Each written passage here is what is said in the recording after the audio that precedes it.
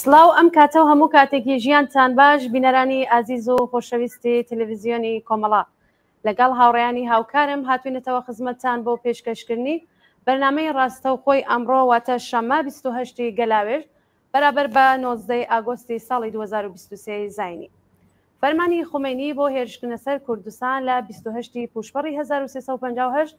بەشێک بوو لە پلانی ڕژیمی نوێ بۆ لەناوبردنی دەستکەوتەکانی شۆڕش و ئەو چاوەڕوانیانەی کە خەڵکی شۆڕژگەر دروستیان کردبوو. کوردستان دوای ڕوخانی حکوومەتی پەهلەوی بوو بە ئاڵا هەڵگری داواکاریەکان و لا ڕوانگەی بۆژوازی ئێرانیشەوە دەبوو بزوتنەوەی شۆڕژگەڕانە لەم ناوچەیە ڕوویدا بوو لە خوێندا نقم کرایە. بەڵام ئەوە تەنیا هەر ئەوە نەبوو. کوردستان بەشێک بوو لە چەند پارچەیەکی تری باقی نەتەوەکانی دیکە ئێران کە پرسی نەتەوەیی یەکلایی نەکرابووە و هەر جوڵە و دەستکەوتێ لە کوردستانی ئێراندا کاریگەر بوو لەسەر باقی ناوچەکان هەبوو. کاریگەری لەسەر باقی ناوچەکان هەبوو. 28 گەلاوێژ بڕیاری فەرمانی خومینی بۆ هێرشکردنە سەر کوردستان و خەڵکی کوردستان لە بەردەم تاقیکردنەوەیەکی مێژوی و دەستکەوتەکانی بوو. بۆ قسە و باسی زیاتر لەسەر ئەم بابەتە داوامان کردووە لە هاوڕێ حەسەن ڕەحمانپەنا ئەنجامی کومیتەی ناوەندی کۆمەڵا لە بەرنامەی ڕاستەوخۆی ئەم شەومان بەشدا بێ. فەرموون ئێوەی شتا کۆتایی لەگەڵمان بن. هاوڕێ حەسەن ئەم کاتتان باش بەخێر بێن بۆم بەرنامەیە.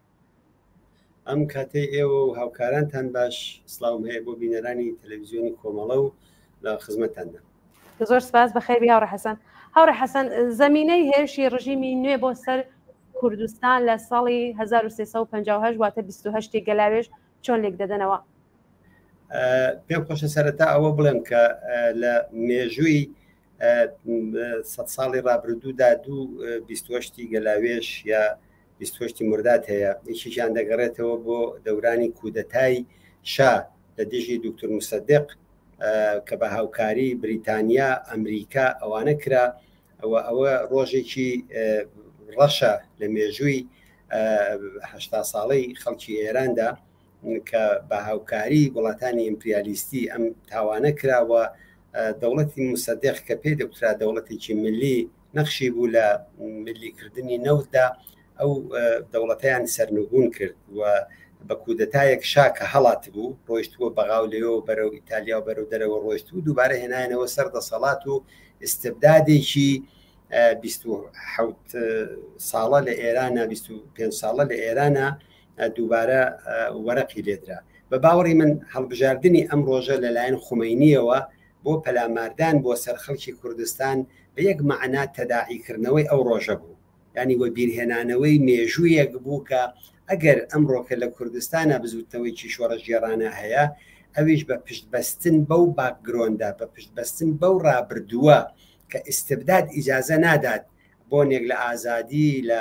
مافی دیاریکردنی چارەنووس دەوانە ببێت و ئەو مێژوەی وە بیرهێناوە. بەرحەڵ ئێستا کات نییە بچینە سەر ئەوە. پێم خۆش بوو لەم دەستپێشی قسەکانە ئاماژەیەک بەوە بکەم کە 28 مردادمان هەیە. یەکێکیان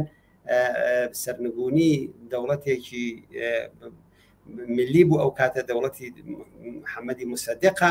یەکێکیان 28 مردادی فەرمانی جنایەتکارانەی خومینیە بۆ سەر کوردستان. ئەوەی کە پێشزەمینەکانی ئەم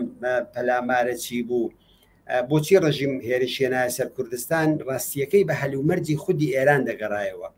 هەر لە ساڵی 56ەوە لە 22 بەهمەنی 57ەوە کە دەسەڵاتی پاشایەتی لە ئێرانە کۆتایی پێهات و جمهوری ئیسلامی هاتە سەرکار ئێمە شاهد بوون کە ڕۆژانە لەلایەن دەسەڵاتی استبدادیەوە و لەگەڵ خەڵکی ڕاپەڕی و کێشمەکێش و ململانێ لەسەر ئەوەی کە ئەو ڕاپەڕینە ئیدامەی ببێ بە دەستکەوتەکانی بگات یان ئەوەی کە سەرکوت بکرێت لە ئارادا بوو. جمهوری ئیسلامی بە کەڵگوەرگرتن لە هەموو ئامرازەکان و بە تایبەت ئاین هەولێکی زۆری داد بۆ ئەوەی کە دەستکەوتەکان وەربگرێتەوە و پەلاماری بەردەسەر شوێنە جۆرا و جۆرەکان. بۆ نمونە نەورۆزی سنەی خوێناویمان هەیە، پەلامار بۆ سەر تورکمان سەحرامان هەیە، پەلامار بۆ سەر خوزستانمان هەیە، پەلامار بۆ سەر دانیشگاکانمان هەیە، کۆچی تاریخی مەریوانمان هەیە، شەڵاڵی خوێنکردنی کرێکارانی بەندەری ئەنزەلیمان هەیە، پەلامار بۆ سەر ژنان و ئەو قسانەی خومینیمان هەیە کە دەبێ بچنەوە ناو ماڵ و خەریکی منداڵداری و هەمووی ئەوانە بن. بۆیە هەڵسەنگاندن بۆ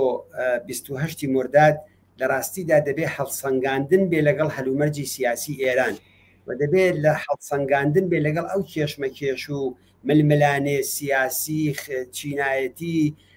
خەباتکارانەیە کە لە نێوان بەرەی شۆڕش و دژی شۆڕش واتە خەڵکی ئێران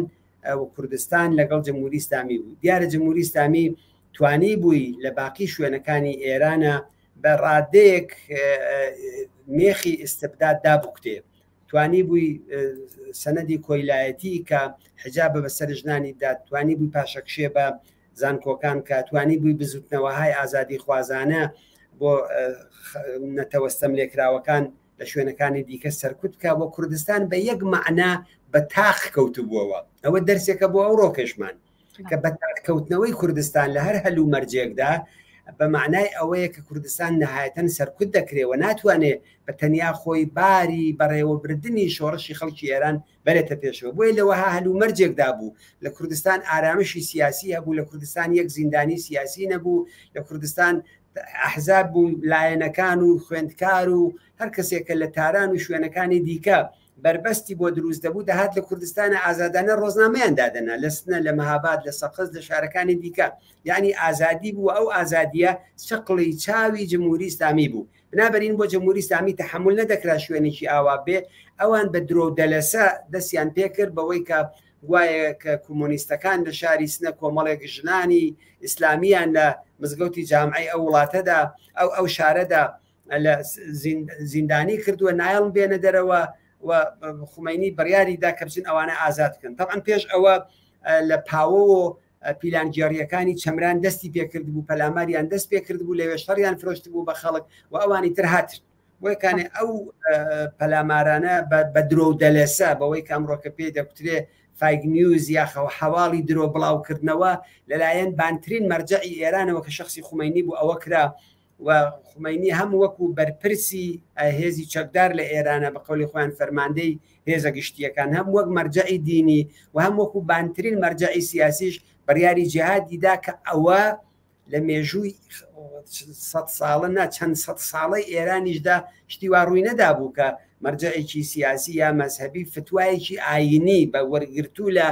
قورئانی مسلمانەکان بێنێ لە دژی خەڵکێکە بەشێکی زۆری ئەو خەڵکە مسلمان بوون ئەو فتوایە بداوە ئەوە مەبەستێکی سیاسی دیاریکراوی لە پشت بوو ئەویش هەڵخراندنی هەست و احساسات یەرچی زیاتری خەڵکی ئێران بوو. بۆیە لەوەها وەزیەتێکدا سەرکوتکردنی شۆڕش لە باقی شوێنەکانی دیکە ئێران تاکو نێڕادەیەک گروتینێکە لێرە لە کوردستان مابووە بە تەنیا مابووەوە و حەولدان بۆ سەرکوتی ئاخرین سەنگەرەکانی خەباتی ڕاپەڕین لە دڵی ئەو وەزیەتەدا بوو کە کۆماری ئیسلامی بە پشتیوانی ئاین بە پشتیوانی ناسیۆنالیزم بە هاوکاری ساواکی پێشوو بە هاوکاری ئەرتەش کە ئێستا نسبای پاسداران خۆی نەگرت بوو بە هەمووی ئەوانەوە ئەو پەلاماریان هێنا سەر کوردستان و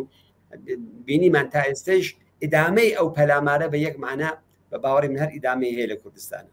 بەڵێ زۆر سپاس هاوڕێ حەسەن. هاوڕێ حەسەن سەرەتای بزوتنەوەی شۆڕژگەڕانە لە کوردستان چۆن ڕوویداوە؟ چه هێز و چینێک تێدا بەشدار بوون بەو قسانەی کە خۆتان باستان گرروبەوەی کە چۆن هێرشکرا سەر کوردستان؟ شۆڕشی کوردستان لە ڕاستیدا بە خەبات لە دژی حکوومەتی پاشایەتی دەستی پێکرد هەر لە هاوین و پاییزی بە تایبەت 57ەوە کەیتر بەرەو مانگەکانی کۆتایی دەسەڵاتی پاشایەتی دەڕۆیشتین شارەکانی کوردستانیش گڕوتینی خەبات دەستی پێکردێدا زیندانیانی سیاسی سیماهایەکی ناسراو لە زیندانەکانە ئازاد کران نهاتهای دموکراتیک وردە وردە خەریک بوو شکڵیان دەگرت خەباتی سیاسی دەستی پێکرد بوو لە ناو ڕووناکبیراندا لە مەدرسەکاندا ئەو کاتە لە کوردستانە بەو شێوە زانکۆیەکی ئەوتۆ لە زۆربەی شارەکان کە ئێستا هەیە نییە بەڵام بزوتنەوەی خوێندکاری بوو ناڕزایەتی جەماوەری بوو ناڕزایەتی کرێکاران بوو هەمووی ئەوانە وردە وردە دەستی پێکرد بۆ یەکانێ بزوتنەوەی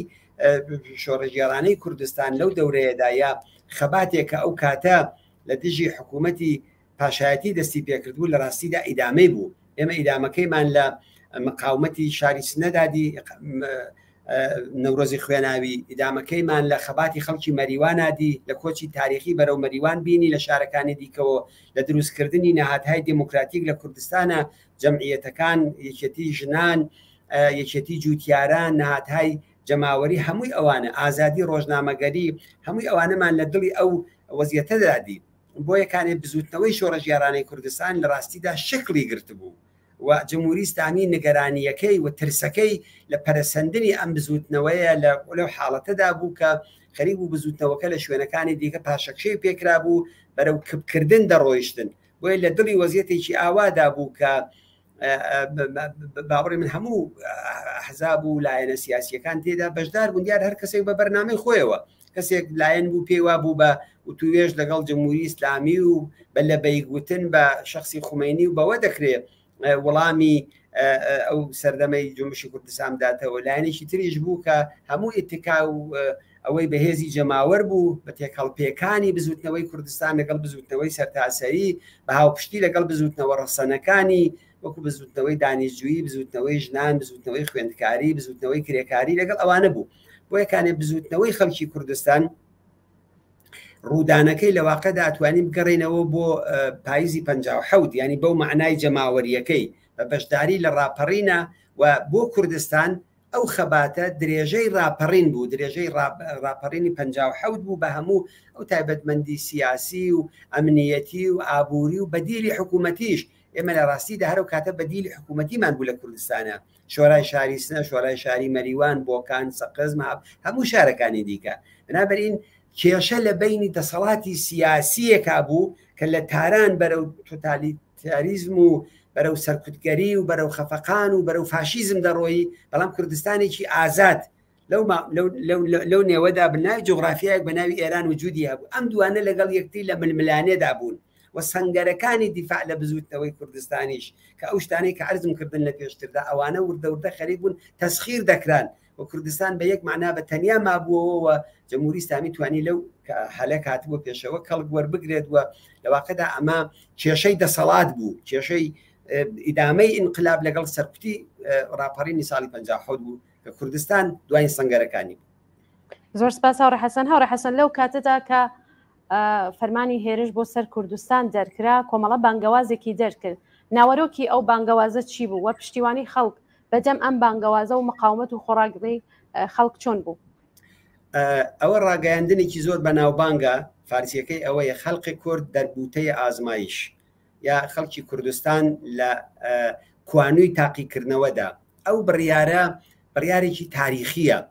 بڕیارێک بوو کە کۆمەڵە تەسمیمی کرد کە دەبێ مقاومەت بکرێت تەسمیمی کرد دەبێت لە بەرابەری جمهوری ئیسلامیدا ڕاوەستین تەسمیمی کرد و لەو ڕاگەیاندنەدا هاتووە داوا دەکات دەڵێ بە هەر ئەمرازێک کە بەدەستانەوەی تەحلیلی وەزیەتەکە دەکات بە کورتی ڕاگەیاندنێکی کورتە کەەوە پەلاماریان هێناوەوە شتی مهم ئەوەیە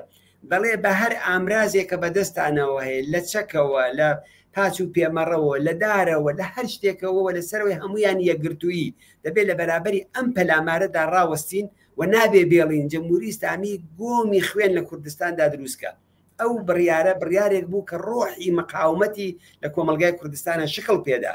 و ئەو بڕیارەی کۆمەڵە بەخۆشی پێشەنگ بوو جەمعیەتەکانی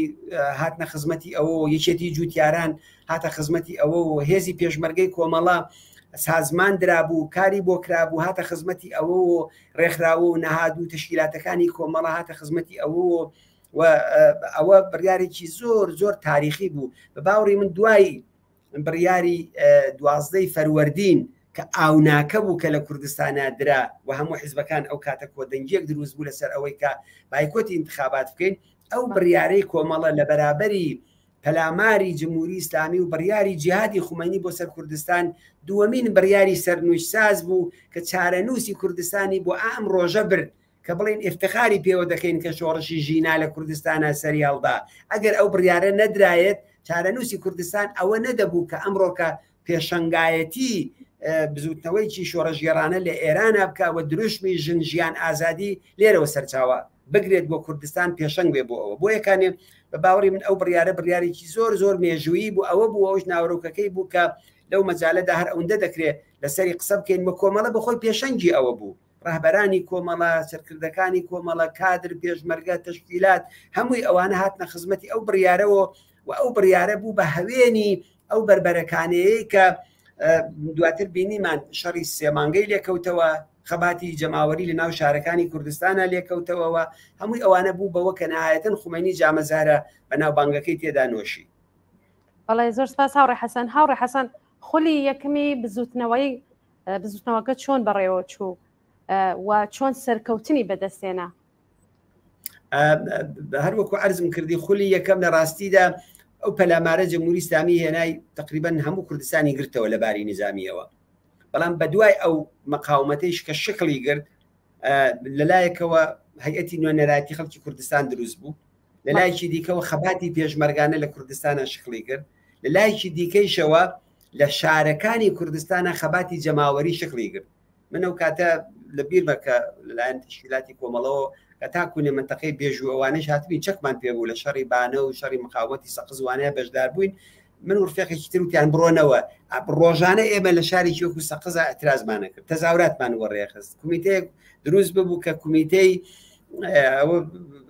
هاوڕێیانێکە لەو کومیتەدا بەشدار بووین بەخۆشیەوە زۆربیان ماون، کومیتێکمان دروست کردبوو هینی دیپلۆماها و فۆقە دیپلۆماهای بێکار، تەنانەت لەگەڵ دارویشی فروهەر ئێمە لە فەرمانداری سەقز دانیشتین، مزاکرەمان لەگەڵ کرد کە بەرپرسی هەیەتی مزاکرە کنندەی جەمهوری ئیسلامی بوو، نزیکی 250-300 نەفەر لە خوێندکارانی شاری سەقزمان بیمەی بێکاری وەرگر یا دامەزران لەسەر کار. ئەوە ئەو هاوڕیانەی دیکەش ماون و دەزانەوە تاریخا هەیەکی وەدارم کاتێک بتوانەوانە مدەوەنکەین. ئەوەی نمونەیەکێتی کە مشاهدی عینیەکەیم لە شوێنەکانی دیکەشوا بوو، ڕۆژانە ئێمە لە شاری سەقز تەزاورات بتوانم بڵم ڕۆژانە دەچوینە بەر سوپای پاسداران کە ئەو کاتە لە بلوار بوو، اعتراز دەکرا، ناڕەزایەتی دەکراوە بەردەوام لە هاوکات لەگەڵ ئەوەیش دوای ئەوەی کە هێزی پێشمەرگە تقریبان تاکوونێ سنوورەکان هاتنوە پێشمەرگەی کۆمەڵە لە منتەقەی ئالان و ئەوانە خۆی گرتەوە، سازماندەهی کرا، فەرماندەهی و ڕاهبەری و هەمووی ئەوانە و بەتایبەت لەو دەورەیشدا بەداخەوە کاکفوات گیانی بەختەکات کۆمەڵێکی بەرچاو لە کادرەکانی کۆمەڵە لە مەریوان و ئەوانەی ئەدام دەکرێنەوە زەربەیەکی قورسە، بەڵام سەرڕای ئەو زەربە قورسە کۆمەڵە خۆی دەگرێتەوە، خەباتی چەکداری دەست پێ دەکاتەوە و خەباتی جەماوەریش لە ناوە. ئەوەی کە زۆر جار ئێمە وتومانە ئەمانە ئەم دوو ڕوکنە دەبێ هەل بەدەست بێ بۆیان کە بتوانن یەک بکردن و بتوانن لە خەباتی چەکداری ئیسفادە بکرێت. ئەو ئەزمونە بۆ هەر کاتێکی دیکەش بەکاردێ. دڵی شۆڕشی ژینادا زۆر جار بۆ چەکدارانێرنەوە، بۆچی بەشداری ناکەن، بۆ فڵان ناکەن، بەدلیلەوە شرایطەکەی نەڕەخسا و بەدلیلی وەزی خەباتەکەی ئێستا کوونێ ئەوە نەبوو. بۆ یەکانێ ئەو شکڵە لە خەباتی جەماوەری لە ناوخۆی وڵات و خەباتی پێشمەرگانەش لە دەرەوەی وڵات، ئەو دوو خەباتە یەکیان گرتەوە و بوو بە باعسی ئەوەی کە ئەو خومینیەی کە بڕیاری جیهادی دابوو لە 26 گەلاوێژ لە دژی خەڵکی کوردستان لە 26 ئابانە فەرمانی سڵحی دەرکرد و جامی یەکەمین جامی زەهری لەلایەن بزوتنەوەی شۆڕەژگەرانە و مەقاوبەتی خەڵکی کوردستانەوە خواردەوە. ئەوە ئەزمونێکە بۆ ئەمڕۆ پێشمان، ئەزمونێکە بۆ داهاتووشمان، ئەزمونێکە بۆ ئەوەی کە و ئەوەیش بڵێن کە بەڕاستیەرە و کاتانە خەباتیش لە دانیشگاکانە کە جەمهوری ئیسلامی هەولی دەدا ناڕەزایەتیەکانیش بە حکمی کوردستان سەنگەرێکی زیندوو بوو، لەو شوێنانەیشە وجودی هەبوو و هەرو کاتە بەدەیان و بگرە سەدان کەس لە ناو چریکەکانە، لە ناو پەیکارە، لە ناو ڕزمەندەکانە هاتبوون لە کوردستانە خەباتیان نەکرەوە. بەشێکە لەو تاریخە ئەمڕۆ بەشێک لە لایەنەکانی بەتایبەت لایەنی ڕاست لە کوردستانە خەریکە ئەو تاریخە چەواشەکە، ئەو تاریخە گۆزە بە دەرخۆنەی پێکە نایڵی خەڵک لەوانە ئاگدان. ئەوە حقیقەتێک بوو، ئەو بزوتنەوەیە لە دڵی ئەو خەبات و ناڕەزایەتیە مسلحانە جەماوەریە تێک هەڵپێکراوەدا بوو. من لە بیرمە مەسەلەن ئەو کاتە جژنی قوربان بوو، ڕاگەیاندنێکی درا لەلایەن کۆمەڵا دموکرات مامۆستا عیزەدین چریکەکان و داوایان کرد لە خەڵکی کوردستان کە بچنە سەر قەبرستانەکان و لەسەر گۆڕی گیانبەخت کردوەکان کۆبنەوە و ڕاگەیاندنەکان بخوێندنەوە. بەس دەیان هزار کەس دەو کاتەیە کە جەمعیەتی کوردستان لەگەڵ ئێرە ئێستا قابلی مقایسە نەبوو، چوونە سەر گۆڕی گیانبەخت کردوەکان و ڕاگەیاندنی حیزبەکان و شور و شەوقێکی دروست کرابووی ئەوانە. بۆ یەکانێ ئەو خەباتە ئەو ناڕەزایەتیانەوە ئەو فشارانەی کە بۆ جەمهوری ئیسلامی هات خومینی ناچار کرد کە لە 26 ئاباندا داوای مزاکرە بکە، داوای وتوێژ بکە و تەبعەن ئەوە فێڵبازانە بوو. هەر ئەو کاتە کۆمەڵە تەشخیصی ئەوەیدا، بەڵام هەیەتی نوێنەرایەتی دروست بوو لەو چوار لایەنەی کە عەرزم کردن مامۆستا بوو، کۆمەڵە بوو، دموکرات بوو، چریکەکان بوو و هەیەتی نوێنەرایەتی پشتیوانیەکی وەسیعیشی لە ناوخۆی کوردستانە لێکرا. لە هەموو شارەکانە دروشمی مامۆستا کۆمەڵە دموکرات چریک یەکگرن سەرکەون بوو بە دروشمێکی گشتی و ڕۆژانە ئێمە شایدی ئەو خەبات و ناڕەزایەتیانە بووین لە ناو شارەکانە دەکران و هێزی پێشمەرگە گەڕایەوە شارەکان و هێزەکانی جەمهوری ئیسلامی چوونەوە پادگانەکان و ئەو ناوەندانەی کە تەوافق کرابوو لەسەری تقریبا لە زۆربەی شارەکان لە محورەکان کە ئەوە هیچ وەفەزایەکی تر لە شور و شەوق و ئازادی لە کوردستانە دروست بوو بەڵام بەداخەوە جمهوری ئیسلامی سەنگەرەکانی تری ڕاپەڕینی وردە زیاتر لە دەست تێکۆشەران لە بزوتنەوەی کرێکاری بزوتنەوەی ژنان بزوتنەوەی خوێندکاری بزوتنەوەهای ئازادی خوازی لە ئێرانە وەردەگرتەوە زیاتر خۆشی سەقامگیر دەکرد لە ناوخۆی کوردستانە تەوهمێکیش بوو کە ئەوە خودمختاریمان پێدەن و 6 مادە و فلان و ئەوانش هۆکار بوون کە وردەیتر لە بەهاری 59دا جارێکی کە پەرلەمانی جمهوری ئیسلامی بۆ سەر کوردستان دەستی پێکردەوە. بەڵێ زۆر سپاس هاوڕە حەسەن. هاوڕە حەسەن دوای سەرکەوتنی ڕژیم کارزانەوەی چی بوو و هێزە سیاسیەکان و جەماوەری خەڵک لە کوردستان و بەشەکانی دیکە ئێران چیان کرد؟ ئەگەر منزورتان لەسەر کەوتن نازانم چ دەورەیەک ئەگەر دەورەی دوای ئەو مزاکرات و ئەوانە بێ دیارەوەن پەلامەریان هێناوە بۆ سەر کوردستان لە بەهاری 58 لە کامیارانەوە دەستیان پێکرد سنەیان گرتەوە هاتنە سەقز ئاخرین شارەکان دوو شارکە مابوونەوە تاکوونێ 60 و ئەوانەش تولی کێشا شنە و لەگەڵ بۆکان بوو لە دڵی ئەو ڕووداوانەدا تەبعەن جمهوری ئیسلامی هەر لە دەوری ئەوەڵیدا کابرایەکی جنایەتکارێکی نەخۆشی سادیستی بە ناوی خەڵخاڵیان نرد کە بەڕاستی نەخۆشیی ڕۆحی بوو کە خۆشی لە خوێن دەهات لە منداڵەوە لە جوانەوە لە ئەنواعی کەسیان گرت و تاوانی کوشت و بڕ و ئەوانیان بەسەر ئەو خەڵکەدا هێنا ئەو تاوانانیان کرد.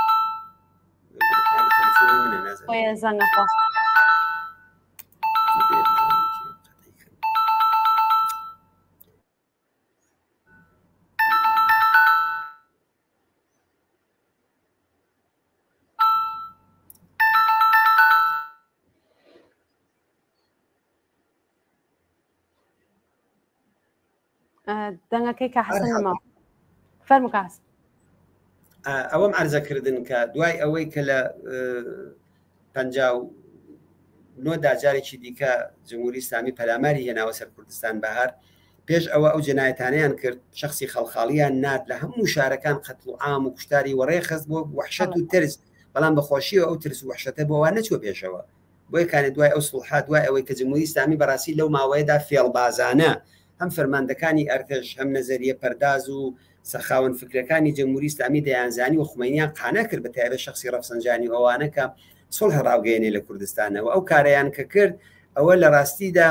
وەختکرین بوو هەر ئەو کاتە کۆمەڵە وتی ئەمە مزاکرە نییە ئەمە دانیشتن نییە هاوکات لەگەڵ مزاکرە ئەوان هێزیان دەهێنا پادگانی مەهابادیان گرتەوە کە وەختی خۆی کەوتووە دەست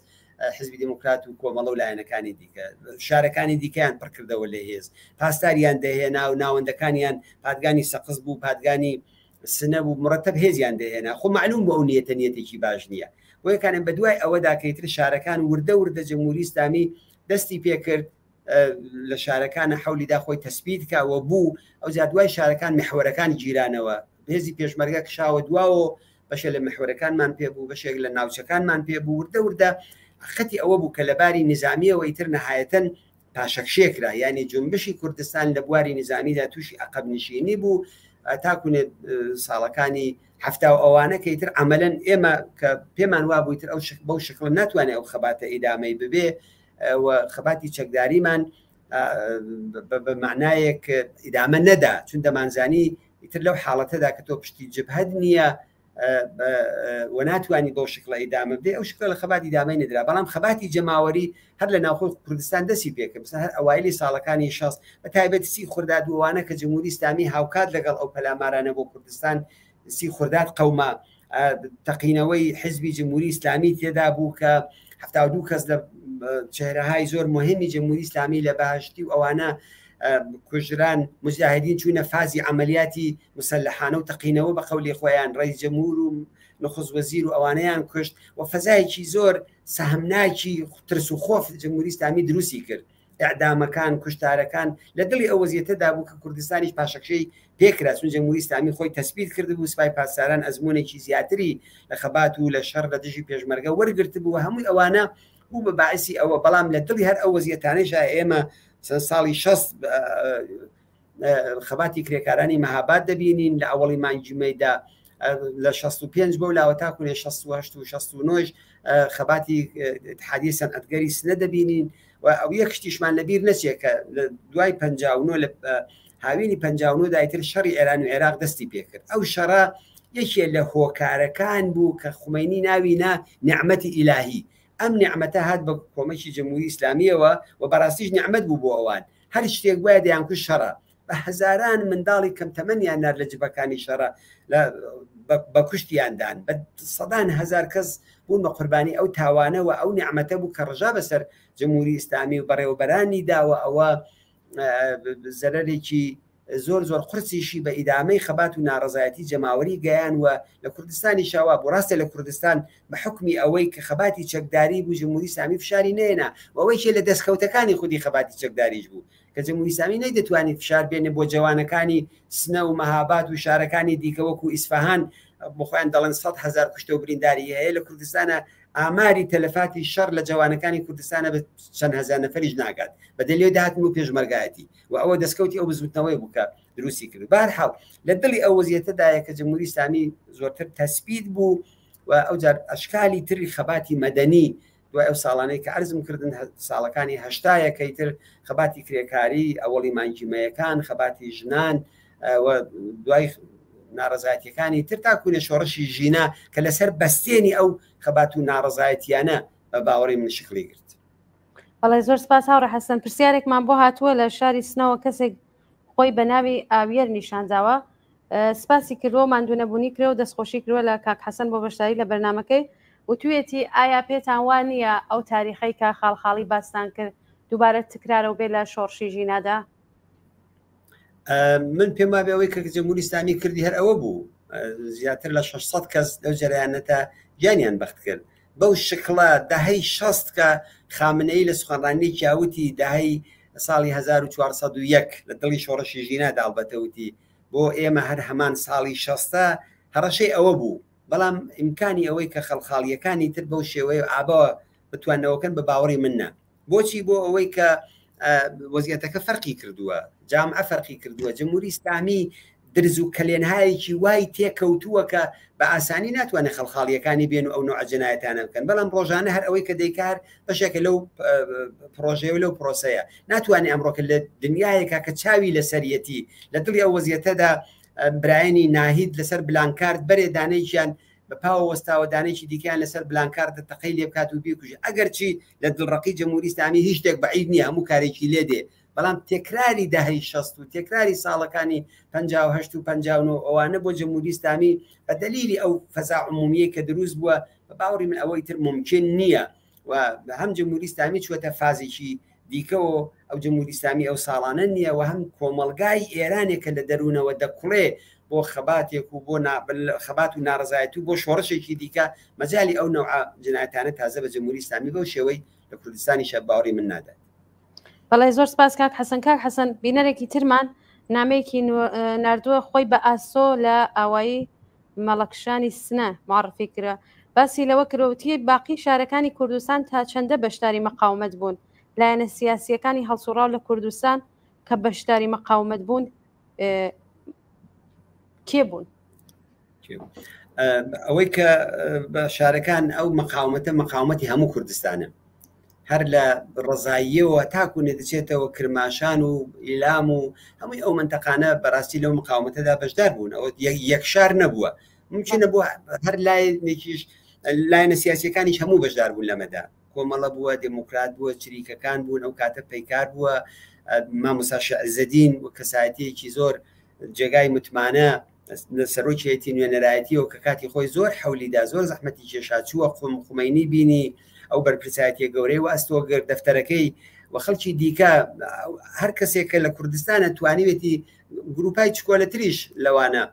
کەچێکیان پێ بووە لەو مقاومەتەدا بەشدار بوون و خەڵکی کوردستان بە عام و بەگشتی بەشدار بوون. لایەنێکی وەکو کۆمەڵە کە نزیکی 3000 گیان بەخت کردووی هەیە ئەوانە لەکوێوە لە هەر لە جیا لە زیندانەکان وانە بەشێکی بەرچاوی لە شەڕی پێشمەرگانە و لە شوێنە جۆراوجۆرەکانی کوردستانەوە هەر لە کرماشانەوە تاکو نێورمێ ئەوانە گیانیان بەخت کردووە هەموو حیزبەکانی دیکەش بۆ یەکانێ بەڕاستی ئەو مقاومەتێکی گشتگیر بوو. ئەگەر کەسێکی بیویستای خۆی لێ بدزێتەوە یان وەکو حیزبی توودە و ئەکسەریەتی لێداهات بێ ئابڕوو دەبوو، بێ ئەتبار دەبوو، یان نەیدەتوانی ناوی ببێ لە جنبشی کوردستانەوە بڵێ من مەسەلەن لەو خەباتەدا بەشداری ناکەم بەس کەوایە خەباتەکە جەماوەری بوو گشتگیر بوو لە هەموو شار و گوندەکانی کوردستانە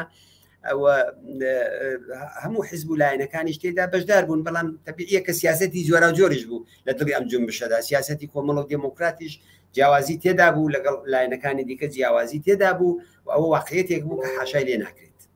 بەڵێ زۆر سپاس کاک حەسەن دوو نامەی ترمان بۆ تۆ بایەکی کام خوێنەوە دواتر پرسیارێکی ترەکەم بینەرێکمان لە بانەوە نامەی نردووە سلااو ئایا کۆمەڵا لە سەرەتای شۆڕش و مقاومەتی خەڵکی کوردستان بەرامبەر بە کۆماری ئیسلامی دوودڵ بوو کە مزاکراتی لەگەڵ کرد؟ مزاکرات بۆ کۆمەڵا یەکێ لە ڕێگاکانی خەبات و بربەرەکانێ بووە هەیە منزور ئەو نییە کە ئێستا مزاکرە دەکرێت هەم مزاکرە دەکەین مزورەکە دەورەیەکی تایبەتیش بێتە پێشەوە کە شرایەتێک بێتە پێشەوە ئەم ڕژیمە نا بۆ جنبشی کوردستانەوەیەک لە ئیمتیازەکانیەتی مزاکرەکردن لەگەڵ دەوڵەتێکی مرکزی و ئەوانە ئەوە قەت نابێت شۆڕەشی کوردستان ئەوە لە دەست بدا بەڵام ئەوە بەستەجی بە وەز هەیە بەشەر لە شرایەتێکا کە ئەمڕۆ هەموو کەس شعاری ڕووخاندنی جمهوری ئیسلامی دەدا لەو کاتەدا لایەنێ پێدا بێ بڵێ مزاکرە دەکەین خو معلومە خۆ ئەوە زەرەر لە خودی بزوتنەوەکە دەدا بەڵام لەو کاتەدا مزاکرەکردن بۆ کۆمەڵە بەشێک بوو لە سیاسەتێکی دروست کە هەڵی بژات ئەوەی کە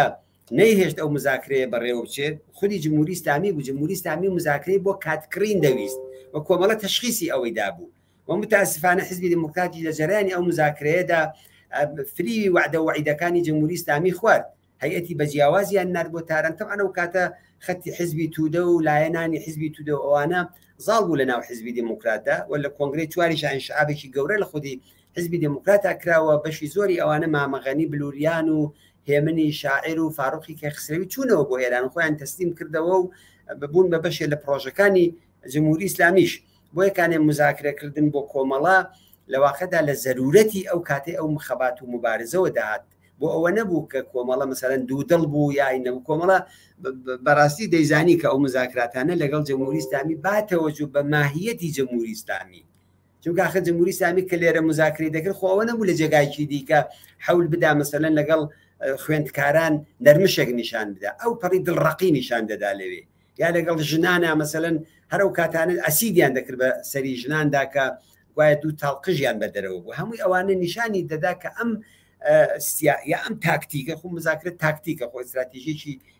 بۆ هیچ کەسێک نییە کە بڵێ ئەوە من ئەوە هەدەفی نهاییەکەمە تاکتیکێک بوو بۆ جمهوری ئیسلامی ئەم تاکتیکە ئەوان فریوانە بوو بۆ خۆی تێدا بگرێتەوە هێزەکانی تێدا ڕێک و پێکە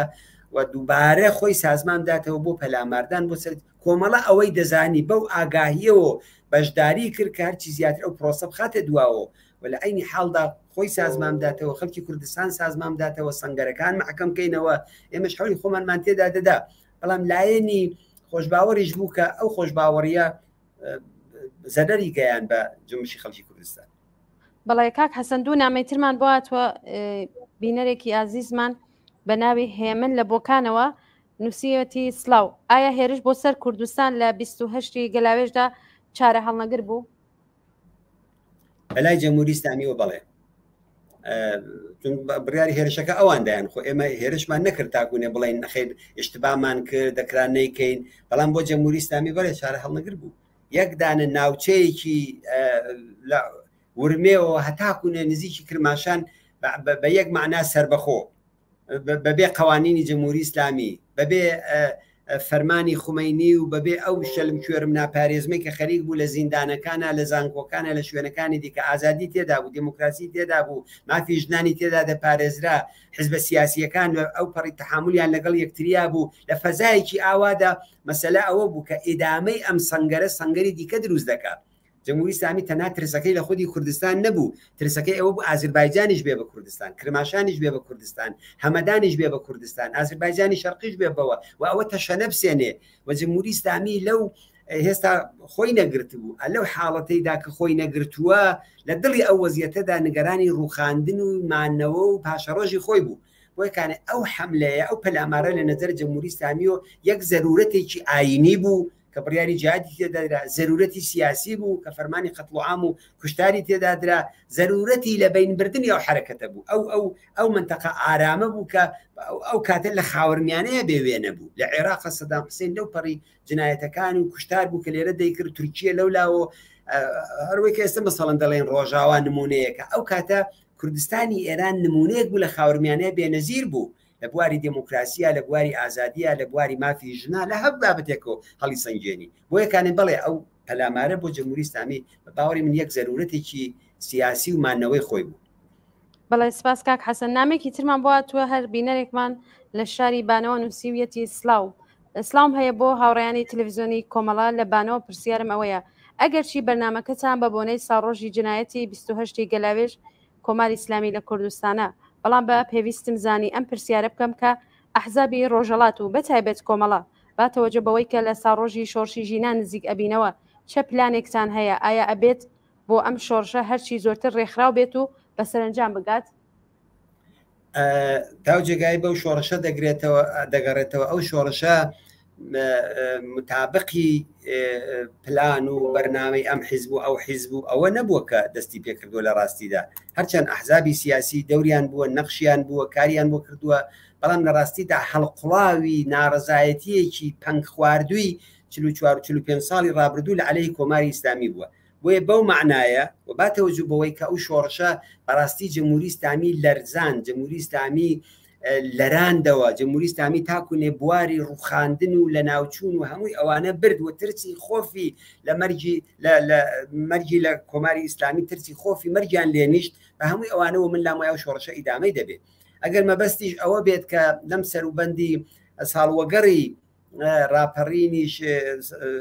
ژینادا چی بکرێ یا پلان بەرنامە دەبێت چی بێ، من لام وای هەر ئەوەی کە لە ناو هەر ئەم بەینە خەڵکێکی زۆر تێکۆشەران لە کوردستان لە دەرەوەی کوردستان ڕاگەیاندنیاندا بۆ 25 مانگ و ئەو 25 مانگ پێم وابێت ئەو ناڕزایەتیانە دووبارە دەست پێ دەکا و شتێکە من لام وایە دەکرێت بیکەین لە ئێستەوە، دەکرێت کاری بۆ بکرێ. ئەویش ئەوەیە هەر ئەو تەجروبەی کە عەرزم کردن لە قسەکان ئەگەر ئەو بەڕێزەی گوێ لێ بوو بێوتم ساڵی 58 فەراخانێک درا لەلایەن کۆمەڵە و مامۆستا و دموکرات و چریک و هەمووی ئەوانە کە وتیان ئەو کاتجەژنی قوربان بوو بیکەن بە ساڵ ڕۆژ، بیکەن بە ڕۆژی ڕێزگرتن لە گیانبەختکردەکان بچنە سەر قەبرانەکان. دەڵێم ئەو ڕۆژە 25 مانگ کە لە ئێستەوە بڕیاری دراوە کە ڕۆژی ڕێزگرتن لە ژینابێ، ڕۆژی ڕێزگرتن لە قوربانیان و گیانبەختکردوانی شۆڕشی ژینابێ، ڕۆژی درێژەدان بەو خەباتە لە دژی تاوانەکانی جمهوری ئیسلامی بێ، هەر لە ئێستەوە با خەڵک بە تێگرا نەگەوەی فقط خانەوادەکان و خانەوادەی گیانبەخت کردووان، با ئەو ڕۆژە شارەکانی کوردستان بەڕاستی تەحتیل بێ، با کار تەحتیل بێ، با ناوەندەکانی کار تەحتیل بێت، با بازار تەحتیل بێ، با بڕۆینە سەر گۆڕی گیانبەخت کردوەکانمان، با ڕێزیان لێ بگرین، یادیان لێ بکەینەوە و ئەوە تەداعی ئەو ڕۆژەیشە کە بەدوای خۆیدا دواتر مەسەلەی مزاکرە و دانیشتن و پاشەکشەی جمهوری ئیسلامی و فشارێکی جەماوەریشی هێنا کە ئەو بڕیاری سڵحەکەی کە عەرزم کردن ئەوەی خومینی لێکەوتەوە. بۆ یەکانێ من پێم وابێ ئەوەی چێک لەو ڕێکارانەیە کە لە ئێستەوە کە لە ناوە خەریکن کاری بۆ دەکرێت، ئەوە حەقوایە هەموو لایەنەکان و ئەزم لێمە پشتیوانی لێ بکەین لەگەڵ ئەو خەڵکەین، لەگەڵ ئەو مبارزەیەین و ئەو خەبات و مبارزەیە نەخەوتووە و ناخەوێتەوە. داست جمهوری ئیسلامی هەموو هێزی خۆی بەکارهێناوە، بەڵام هێزی جەماوەی هەموو هێزی خۆی بەکار نێناوە. دەبێت خۆمان حەزرکەین بۆ ئەو بەکارهێنانی هێزە لەو ساڵ ڕۆژەدا و بۆ نەخشەیەکی ئاو. بەڵای کاک حەسەن با بچینەوە سەر پرسیاری بەرنامەکانمان. ئەو بینەرێکی دیکەمان پەیامی هەناردوو حتمما دواترە چینە سەر پەیامەکەی و پرسیارەکەی. کاریگەریەکانی خەبات و بەرخودان لە کوردستان و لە ناوچەکەدا چی بوو بەڕایەوە؟ زۆر کاریگەری گەورەی بوو. کاریگەریەکەی ئەوە بوو کە ئەو ناوەی کە بەسەر کوردستاندا بڕا، کوردستان سەنگەری ئینقلابی ئێران، ئیران را کوردستان میکنیم. کاریگەریەکەی ئەوە بوو کە ئەمڕۆ کە شۆڕشی ژینا لەسەر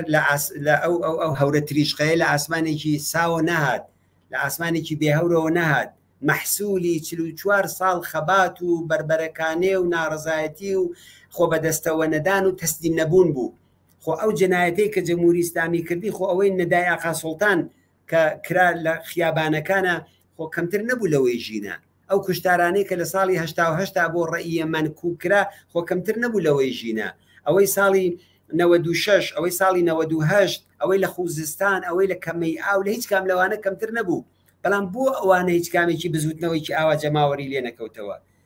بەدەلیلی ئەوەی کە ئەحزابی سیاسی بەجێکەوتوو معتەبەر خاوەن پێگە خاوەن نفوس خاوەن قسە لەو شوێنانە متەئەسفانە دروست نەبووە خارج دەوەی ئەو حزابانە سیاست یەکامێکیان چەپ ڕاست لیبرال کۆمۆنیست هەرچی ئێستا لەوە بگەڕین بەڵام نەفسی بوونی جامعەیەکی حزبی بۆ خۆی بەرەو پێشبوونە بۆ خەبات و بۆ مبارزێ تەشەکل دەگەیەنێ ڕێکخراوبوون دەگەیەنێ خب ئەوەی پێویستمان بەوەی کوردستان ئەوەی تێدا بوو بێزگە لەوە چەندین مانگرتنی تر لە دڵی کوردستانە شکڵیان گرت بوو یەکەم مانگرتن لە کوردستانە کە کۆمەڵە چەخماخەکەی لێدا خاوەنی سنەتەکەیەتی لە دژی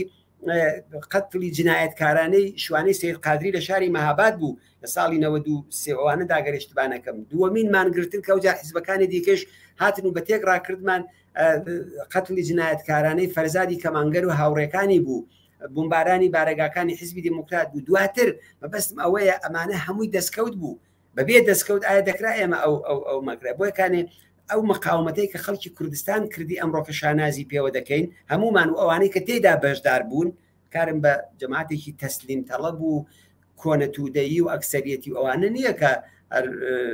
لە دژی ڕاوەستانیا لە دژین ئەوانە بە خەباتی چەکداریشیەوە بە مقاومەتێکی سەربەرزانە کە ئەمڕۆ کە قسە لە چەندین هەزار گیان بەخت کردووە لە هەموو لایەنەکان ئەو ڕۆژەی دروست کرد کە ئەمڕۆکە شۆڕشی ژیان ئازادی نەتەنیا لە کوردستان و ئێرانە لە جیهانە دەنگی داوەتەوە ئەمڕۆکە کەسێکە گەردەچێت لە ئەندام پارلمانێکە بە هەر فکرێکی تەنانەت کە هەیەی لە پارلمانەکانی ئوروپا و ئەمریکا و شوێنەکانی دیکە سخۆنڕانی دەکات بۆ ئەوەی کە دەنگ بەدەست بێنێتەوە لە هەڵبژاردنەکانی داهاتوویدا دەڵێ بە ناوی شۆڕشی ژیان ئازادی قسەکانم دەست پێ دەکەم لیبراڵێک ئەمڕۆکە خەریکە ئەوە دەڵێ ئاوا هەمەگیر و جیهانگیر بوو ئەوە یەک ڕۆژە نەبوو ئەوە قارەمانەتی تەنیا شارێکی خۆڕاگری وەکو سەقز نەبوو سەقز ساڵها بوو ببوو بە کانگای ئەو خەبات و مبارزەیە ڕاهبەرانی چێرەکانی تێکۆشەرەکانی ئەو فەزایان خوڵقان بۆیکانی ئەوانە هەمووی دەستکەوت بوون و بەبێ ئەو دەرس و دەستکەوتانە کە ئەو جنبشی کوردستان بەدەستی هێنابوو شۆڕشی ئەمڕۆ کەشمان ممکن نەدەبوو و نەدەکرا ئەمڕۆکە ئەو شانازیانی پێ بکەین. بەڵێ زۆر سپاس هاوڕێ حەسەن پرسیارێکمان بۆ هاتۆ باو پرسیارە بکەم بینەرێکی عزیزمان بە ناوی شۆڕش لە مەهابازەوە و نووسیبێتی ئایا لە دوای شۆڕشی ئیسلامی لە ئێران و مانگەکانی دوای ئەو شەڕ و دەستبردن بۆ چەک بۆ حیزبە کوردیەکان وەکو کۆمەڵە و دموکرات دوایین ڕێگا چارە بوو؟ ئەو سەردەمە بەڵێ هیچ ڕێگایەک نەبوو یا ئەوە دەبوو تەسلیم بین لە کوردستانە گۆمی خوێن هەڵسێت لە ئەم شار و ئەو شار 10 نەفەر و 15 نەفەر و 20 نەفەرنا هەمووی ئەو ڕەهبەرانە هەمووی ئەو چێرانەی کە ئێوە تەماشا بکەن سەلەن دوای دەهەی 60 ئەوەی کە جەمهوری ئیسلامی هەموو زیندانی سیاسیەکانی کە بەردەستی کەوتن لە زمانی شادا زیندانی بوون بردنیەوە گشتیانی ئەعدام کرد ئەوە چارە نووسی چار هەڵمەگری هەمومان بوو لە کوردستانە هەمووی ئەو کەسانە بوو کە لە ڕاپەڕینی 57 تا بەشداریان کردبوو هەمووی ئەو تێکۆشەرانە بوون کە لە جەمعیەت و لە شورای شارەکان و لە بنکەکان و لە یەکێتی جوتیاران و لە هەر حزبێکە ڕێکخراوێکی بۆ خۆی دروست کرده بوو ئەوە چارەنووسی خۆک و ئێستێش نەبوو بڵێ خەڵک ڕۆیشتە دەرەوە و ڕێگا بوو فلان بوو ئەوانەش نەبوو ئەوانە دواتر دروست بوو کەسێکی نەبوو لە دەرەوە تەیدیەکت پێ بدا بڵێ وەڵامە پێشمەرگە بۆ یا زیندانێکی سیاسی بوو ئەوانەش نەبوو ئەو کاتانە بەڵێ ئەو ڕێگایی کە جمهوری ئیسلامی نایە پێشپامان بە باوەڕی من یا دەبوو تەسلیم بی وەکو حیزبی توودە و ئەکسەریەت لێ بکە ڕاهبەرانت بخاتە زیندان قورئانیان پێتەرجمە بکاتەوە بیان کا بە مسڵمان کە باوەڕی تەبەریکەی باوەڕی بە ئیسلام بوو ئەوی دیکەیان کەی باوەڕی بە ئیسلام بوو لە ڕاهبەرانی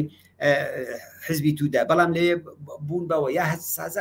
سەدان کەسیان بە قەولی خۆیان لە ژێر شکنجەدا هێنایانە سەر تەلەڤیزیۆن و دواییش ئەدامیان کردن بەڵێ ئەگەر ئەوە نەکرایەت ئەو مقاومەتە نەکرایەت ئەو بزوتنەوەی ئەو ڕۆکەش بەو شکڵە ئێستا هەیە شکلی نەدەگرت و شۆڕشی کوردستانیش بەشێک لەو سەنگەری ئینقلابی بوونشی لەوە بوو ئەوەش نیشان دەک خەڵکی کوردستان پشتیوانیان کرد لەو خەباتەی کە لە ئارادا بوو حمایەتیان کرد ئەو هەموو جوانەی کاتن لەو شۆڕشدا بەشداریان کرد و گیانیان بەخت کردیا ئەندامی لەشیان لەدەستدا بە باوەڕی من چار هەڵمەگر بوو ڕێگای ترمان لە پێش نەبووە و کاتە. بەڵێ زۆر سپاس هاوڕێ حەسەن پرسیارێکی ترمان بۆ هاتووە باەکی لە پرسیارەکانی خۆمان لێوە کەم جا دواترەچمە سەر پرسیاری بینەرانمان ئەو دەستکەوتانەی کە ئێوە باستان کرد بە کولیش باستان کرد بەڵام پێم خۆشە زۆرتر باسی لەسەر بکەن چه ڕۆڵێکیان بووە لە شۆڕشی ژینادا تا بە ئەمڕۆ؟ ڕەوری ئەوانە حاشا هەڵمەگرە ڕەوڵی تەسیری جەرەیانی چەپ کۆمۆنیستەکان لە کۆمەلگای کوردستانە بەرەی پێشکەوت و خواز و ئازادی خواز و سوسیالیست لە شۆڕشی کوردستانە بێوێنەیە ئەوەی کە دەڵێن ئەمڕۆ کە مەسلەی بەرابەری ژن و پیا و وەختێک کە هەزار سەدان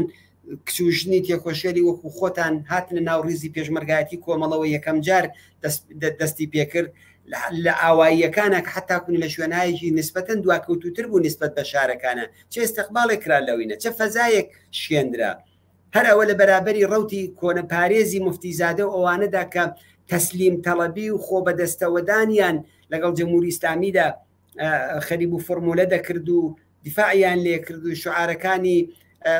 کاک ئەحمەد و خومەینیان دەوتەوە ئەگەر ئەو ڕەوتە زاڵ وایە لە کوردستانە چی دەقەومە بۆیەکانێ لە ئەو هەموو ڕەهبەرانی خۆشناو کە لە جۆمشی کوردستانە هاتنە ڕوو لە ئاستی جیهانیدا ئاعتباریان پەیدا کرد ئەگەر ئەوانە ئەو جۆمبشە نەبوایە ئایاکوون ئەوانە دروست دەبوون بۆچی لە کوردستانە ئێستا بێنی ڕەهبەرانی سیاسی فعالینی سیاسی چهرەهایەکی ناسراوی جیهانی بەشی زۆری بەر کوردستان دەکەوێت لەو دەورەی ئەخیردا بەدەلیلی چی بەدەلیلی ئەو مقاومەتە هەر ئەو مقاومەتە دەبێ بەباعثی ئەوەی کە ئەم حیزب و ئەو حیزب لە ناوەندایەکە تەنانەت لەگەڵ ئەحزابێکی لیبراڵی بێپایە ئەوانەیش ئەگەر چی ئەو ئیشتبای لەگەڵیانی نەبن بەڵام بەو ئەعتبارەوە دەچن دەیان بەنە ئەم کۆبوونەوە ئەو کۆبوونەوە ئەم لا ئەو لا ئەوانەی پێدەکرێت هەروانە دەبێ بەباعثی ئەوەی کە لە دەرەوەی وڵات و لە شوێنەکانی دیکەدا جۆمشی کوردستانەوە ئەعتبار و جێگە و پێگەی بێ هەر ئەوە ئەو جۆمشە دەبێ بەباعثی ئەوەی کە لە شوێنەکانی دیکەدا ئۆلگوی ژنی پێشڕەوی ئەمڕۆکە لە کۆمەلگای ئێرانیشە ژنای ئازادی خواز و بەرابەری خوازن لە کوردستاندا ئۆلگوی فعالینی کاریگەری هەر لە داهەی 60ەوە کە شوێنەکانی دیکە سەرکوت دەکرا فعالینی کاریگەری کوردستانن تێکۆشەرانی سەقز و سنە و اتحادیەی ئازادی کاریگەران و دەیان چهرەی ئاوا لە سەقز و بانە و مەهابات و شوێنەکانی دیکەن کە زۆر یەک لە نەهاتای دموکراتی کومیتەی پەیگیری و کومیتەی هەماهەنگی و شورای ژنان و ئەوانەیان دروست کرد ئەوانە ئایەکوونێ لەکوێوە هاتوون ئەوانە هەمووی لە دڵی ئەم جۆمبشەدا و بەشی زۆری ئەمانەش دەبێت ئەوەش بڵێن کە حاصلی جەریانی چەپی کۆمەلگای کوردستانە حاصلی تێکۆشانی کۆمۆنیستەکانی کۆمەلگای کوردستانە ئەمە حاشای لێ ناکرێت ئەمانە هەمووی دەستکەوتە و ئەگەر ئەم دەستکەوتانە نەبوایەت ئێمە لەسەر ئەو بەستێنە لەسەر ئەو جێپاسفتەی کە ئەمڕۆکە لە کوردستانە ئەمانە نەمان دەتوانی ئاوا بڵێن کوردستان سەنگەری شۆڕشی ئێرانەوە ئەوەشیان پێ نەدەکوتین و نەیان دەکوت کە ژینای کوردستانی ژینای ئێرانە ژینای کوردستانی ژینای جیهانە ئەوەشیان پێ نەدەکوتین و لەسەر ئەو حەقیقەتانەوە هاتووەوە ئەوانە ئەرزشمەندە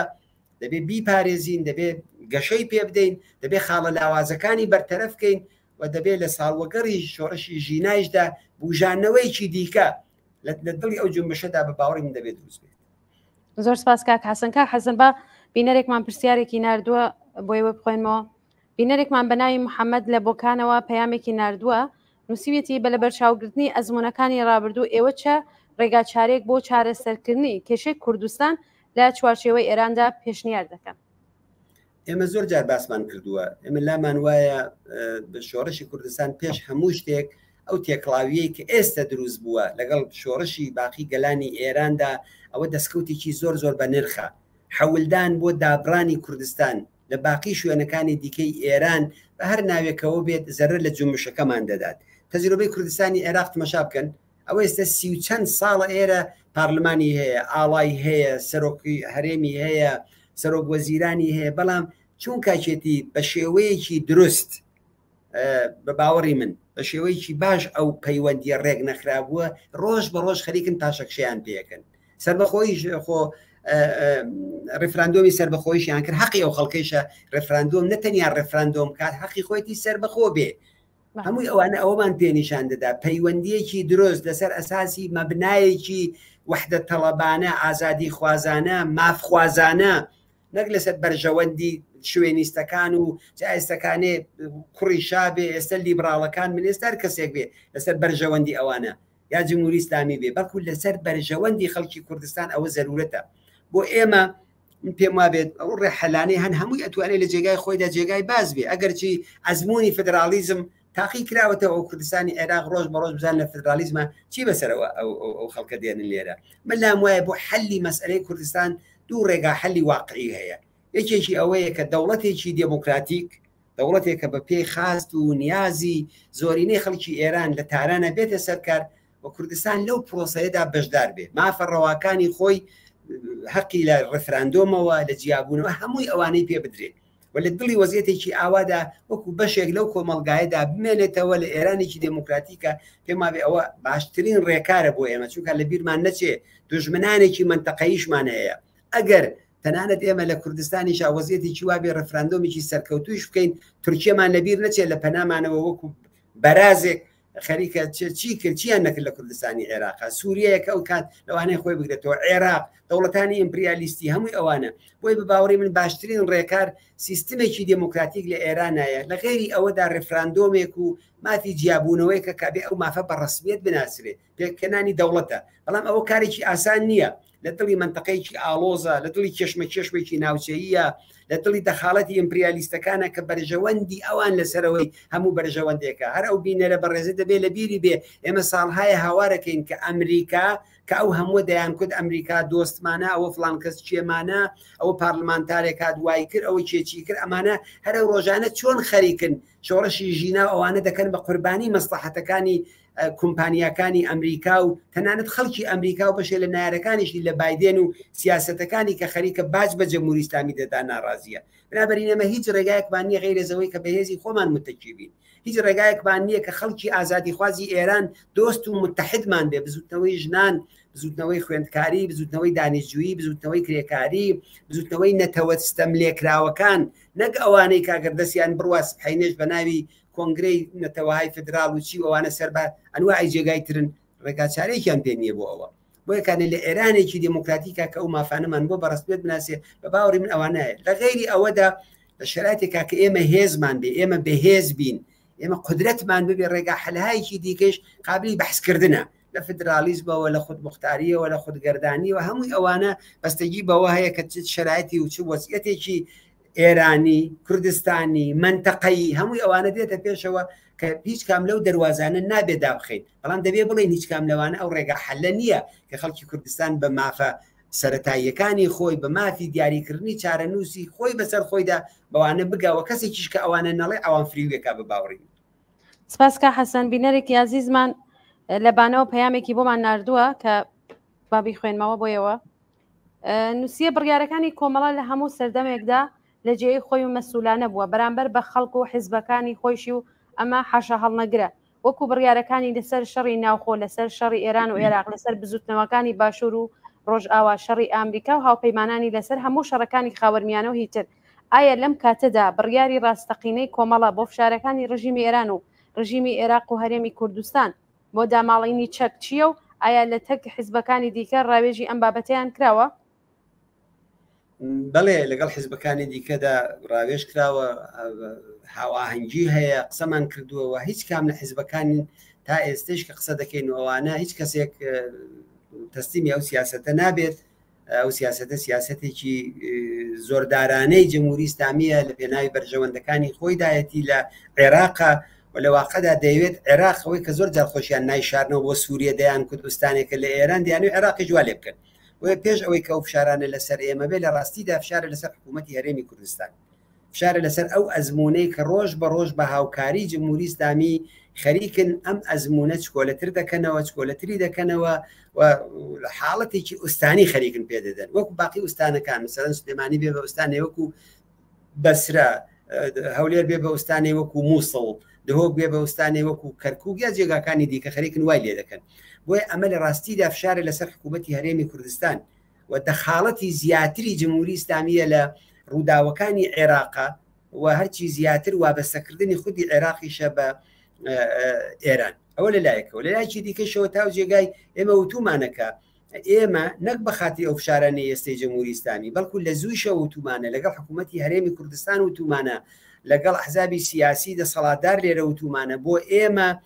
هەرێمی کوردستان پشتی جبهە نییە بۆ ئێمە هەرێمی کوردستان شوێنێک نییە کە بەکاری بێنین بۆ عملیاتی نظامی لە دژی جمهوری ئیسلامی و نەشمان کردووە ماوەی لانیکەم 20 ساڵی ڕابردوودا ئێمە ئەو کارەمان نەکردووە و ئێستا حیزبەکانی دیکەش متەقاعد بوون بەوە کە نەیکەین بەڵام تاو جێگایی بە چەک دەگەڕێتەوە لێرە هێزی پێشمەرگە شوێن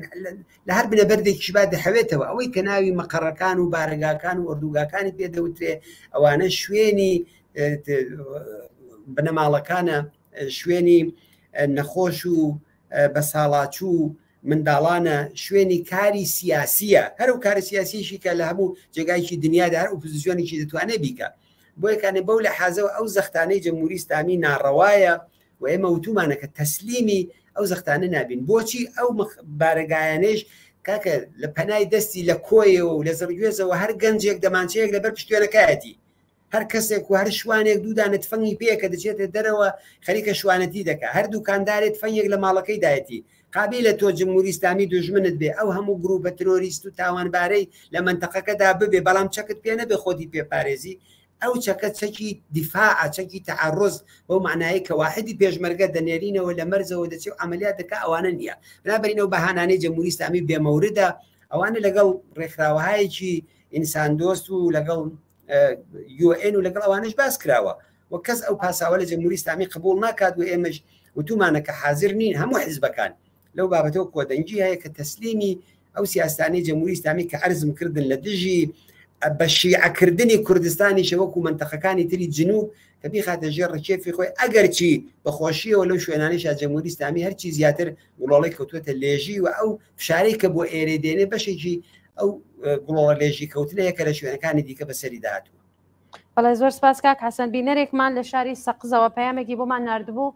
سپاسی بەرنامەکەی کردو هەروە سپاسی ئێوەی خۆشەویستی کرد و کە لەم بەرنامەیە بەشدار بوون ئەم بینەرە پرسیارەکەی ئەوە بوو کە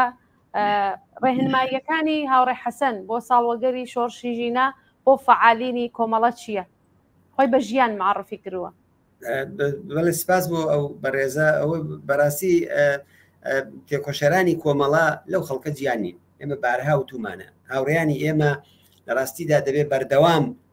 لەگەڵ جەماوەری خەڵک لە شوێنی ژیانیان لە شوێنی کاریان ناو خەڵکە هەنوو بوون و کۆڵەکەیکیش بوون لە ڕووداوەکانی ئەو یەک ساڵە نەکەم یەک ساڵەدا ئێوە گەرتمەشا بکەن ئەوەیەکی شتی باش لە کوردستانە لەو ماوانەدا لە شۆڕشی جەماوەریدا لە شۆڕشی ئازادی خوازانەدا لە نەهاتهای دموکراتیک بووە بەشێکی زۆری ئەو کەسانە جایستە مەسەلاوە نێ پەیوەندی تەشکیلاتیان هەیە یانیانە ئەسڵ ئێمە ئەومان نەکردە بە معیار بەرەی ئازادی خواست بەرەی سوسیالیست کۆمۆنیستەکان ئەمانە ئەریکی خۆیان باش دەزانن ئەوەڵی مانگی مەیەکان هەشتی مارسەکان جژنی کودەک حتا کێشەیە کە لە بینی دوودانە خانەوادەدا دروست دەبێت بە عنوانی کەسانێک کە چۆن ئەو کێشانە حەل دەکەن بە عنوانی کەسانێک کە چۆن دەستی فەقیر و هەژار دەگرن بە عنوانی کەسانێک کە چۆن لە عەلەیهی ئیعتیاد و مەوادی مخدر و تاوانەکانی جمهوری ئیسلامی لە کوردستانە خەریکن بربەرەکانێ دەکەن و کردویانە و تەئسیریان داناوە ئەوانە شتایەکە کە لە تێکۆشەرانی ئێمە ڕۆشنە وە لەو بابەتەیشەوە لە دڵی ئەم شۆڕشەیدا خەباتکارانی کۆمەڵە دەزانن لەکوێدا دەبێت چی بکەن دەبێت چۆن لەگەڵ ئەو خەڵکە بن دەبێت چۆن ئەو خەڵکە بنەوە مهمترین ڕەمزی کاری ئێمە لە شرایطی ئێستادا دروستکردنی ڕێکخرا و سازماندانە خۆ سازماندانە خەڵک سازماندانە زاڵبوون بەسەر ڕۆحیەی ترس و خۆف و نگەرانی و ئەوانەدایە مەقاومەتکردن و کە ئەوە ڕەمزی ئینسانیەتە ڕەمزی مافخوازیە ئەوەرکانەیە و زۆر شتی دیکە هەیە کە ئەمە لە بەرنمەکانی کۆمەڵە و هەڵسوراوانە لە شتەکانی دیکەدا لەگەڵ هاوڕیانی خۆمان باسمان کردووە و دڵنیام لەو بابەتەوە ڕفیقانەی ئێمە بەشێکن لەو جەماوەرە ناڕازیەی کە لەو کۆمەڵگایەدا هەن و خەمخۆر و دڵسۆزی ئەو خەڵکن و بەتایبەت هاوکاریش لە دڵی ئەم ڕووداوانەیە لەگەڵ سازمانەها و ئەحزاب و تێکۆشەرانێکی دیکەش کە سەر بار حیزبێکن جیاواز ئێمە بۆ لە دژی جمهوری ئیسلامی سنووری بەرنامە و بیر و باوەڕ و ئایدۆلۆژیا و ئەوانەمان نەکردە بە بەربەست مهمە لەو ساڵڕۆژی ژینادا بە ملیۆنان خەڵک لە کوردستان و ئێرانە بێنە سەر کار کەسێ بێنە سەر شەقامەکان بێنە ناڕەزایەتی کەسێک کە ئەوە نەبینێ لە فکری ئەوەدا بێجارێکان نەبزانێ حیزبەکەی ئەو چی دەکات و حیزبەکەی ئەو چەند نەفەر جەزب دەکا و چەند شعارەکانی ئەو دەچێتە پێشەوە زۆر لە دوایە لەو شۆڕشە بۆیەکان ئێمە هەمیشە و دایم ئەولەویەتی جنبشەکە ئەولەویەتی حرەکەتەکە ئەولەویەتی خۆڕێخستن و سازماندان و لە دڵی ئەوەدا ئاگاهی تشکیلات دروست دەکات تشکیلات ئاگاهی بەهێز دەکات ئەوە هەمیشە و دایم شعاری ئێمە بووەوە وەرکانەیە کە لاستۆی هاوڕیانی ئێمەشە لە دڵی ئەم جنبشەدا. بەڵێ زۆر سپاس کاک حەسەن با بزانم هاوڕیانم کاتمان ماوە چەند پرسیارمان بۆ هاتووە کە بینەرانمان نردویانە دانێکیان نووسیوێتی سپاس بۆ هەموو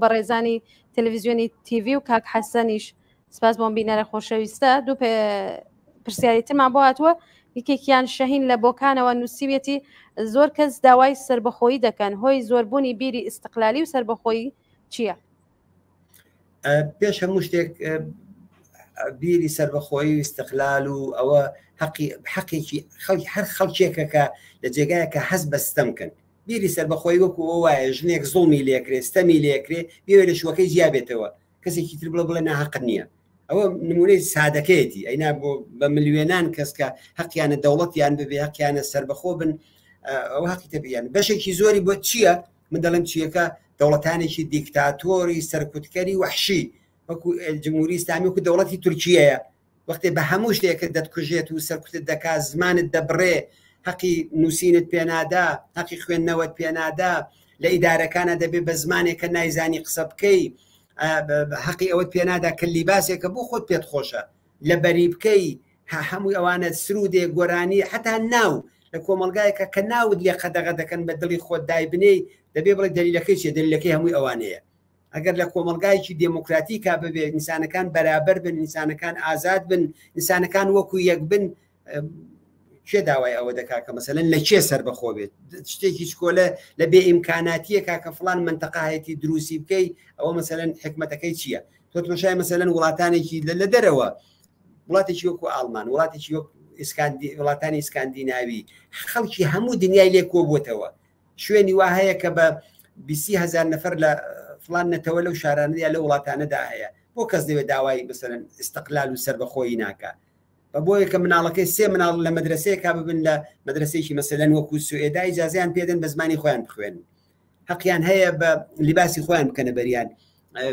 ئاداب و ڕسوم و فلان و جەژن و فتیوی وانەی خۆیان بەر بەڵام لێرە تۆ مردووەکەشت ئیجازەی نییە بە مەیلی خۆت بینێژی ئیجازەی نییە بچیتە سەر گۆڕی گیان بەختکردەکان و پەرچەمی سووری لێ بدەی ئەو دایک و باوکانە دەگرن کە سرود دەڵێن لەسەر گۆڕی گیان بەختکرد و خۆشەویستەکانیان خۆی استقلال خوازی و ئەوە لەوە سەرچاوە دەگرێت نەبوونی ئازادی نەبوونی دموکراسی نەبوونی مافی دیاریکردنی چارەنووس نەبوونی حەقی بەرابەر قوڵە پاسدارێک هەڵدەگرن لەو سەری ئێران و دەیهێنن دەیکەن بە فەرمانداری هەر و بۆکانەی ئەو بەڕێزە دلیلەکە ئالەوە سەرچاوە دەگرێت لەو بێعەداڵەتیانە ئەگەر بێعەداڵەتیانە نەبێت ژیانێکی ئازادمان ببێت نەتەنیا لە چوارچێوە ئێرانە لەوانەیە ئەگەر چەندین وڵاتیش بێ بە یەک ژیان زۆر تێدا خۆشترێتتر اتحادیە ئەوروپا 28 وڵاتە تۆ پێویست بەوە نییە کە کەس دێت پرسی ئەرێکا خەڵکی کام وڵاتیانی بە پاسپۆرتی کارتێک ئەو کارتی ملیە ئێران ئێستا هەیە لە گیرفان تا بێ بۆ 27 وڵاتە هاتوچۆکە میوادارم ڕۆژهەڵاتی ناوەڕاستی ڕۆژێک ئاوای لێ بێکە نەتەنیا مەسەلەی استقلال و بیری استقلال خوازی جرم نەبێت بەڵکو سنوورەکانیش وای لێ بێکە لەسەر ئەوە بنیادەمەکان نەکوژرێن لەسەر پەرچەم و لەسەر سرود و لەسەر ئاین و لەسەر ئەوانە ئینسانەکان نەکوژرێن و هۆکارەکەی بۆ باوەڕین بۆ دەگەڕێتەوە ئەو استبدادە سیاسی خەشن و بێڕەحمەیە. بەڵێ زۆر سپاس کە حەسەن پەیامێترمان بۆ هاتووە شاوهۆ لە مەریوانەوە وەزیەتی ئێستای کوردستان زۆر ئاڵۆزە لەوە دەچێت حکوومەتە داگیرکەرەکانی کوردستان یەکیان گرتوێت بەڵام حیزبەکانی کوردستان هەر دروشمی یەکگرتو و یەکریزی دەدەن کێشەی حیزبەکان چییە کە ناتوانن پێکەوە کار بکەن بە گوێرەی پێویست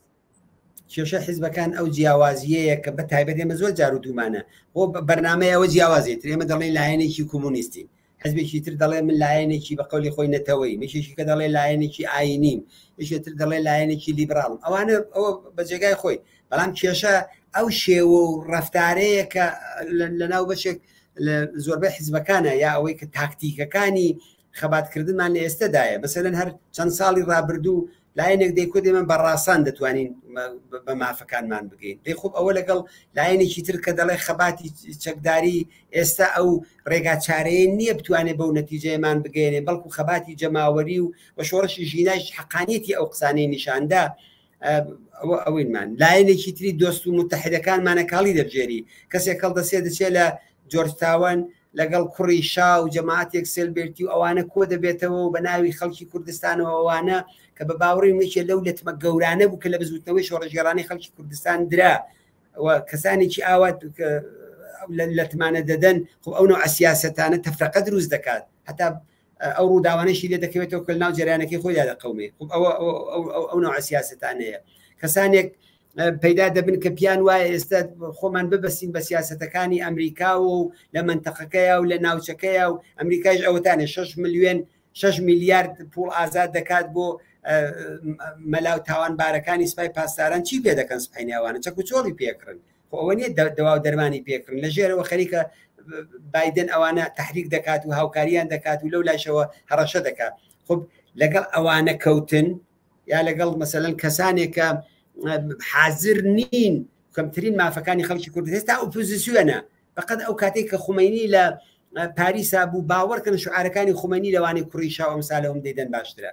دەیکوت کە ئەوە کۆمۆنیستەکانیش مەجای فعالیەتیان هەیە بەوان ئێستا کوێ هیچ نەبووە شیر و تیر لێ دەکێشن و هەڕەشەن لێ دەکەن و چەپ و مجاهد و نازانم چێ شعارەکانی جەنابی ژنی وەلی عهد ئەوانە